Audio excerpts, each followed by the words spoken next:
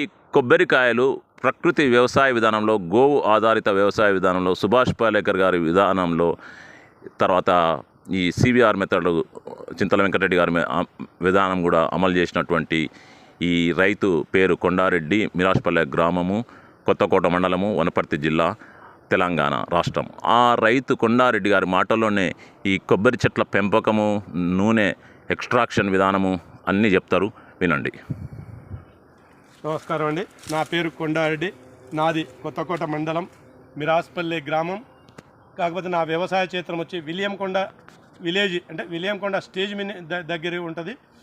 నేను గత 14 సంవత్సరాల నుంచి ప్రకృతి వ్యవసాయం చేస్తున్నా. ప్రకృతి వ్యవసాయంతో పాటు పండ్ల రకాలు, పంట దిగుబడి, దీంతోపాటు బార్డర్ కాప్ కింద కొబ్బరి మొక్కలు కూడా తీసుకొచ్చేసేసి రాజమండ్రి నుంచి తీసుకొచ్చి 500 పైన కొబ్బరి మొక్కలు కూడా నాటుకోవడం జరిగింది. నాకు కొబ్బరి మొక్క నాటినప్పటి నుంచి 5 సంవత్సరాల తర్వాత పంట దిగుబడి చేతికి వచ్చింది. ఇవాళ 500 కొబ్బరి మొక్కల నుంచి నాకు సంవత్సరానికి ఒక 3 లక్షల ఆదాయం దీని నుంచి.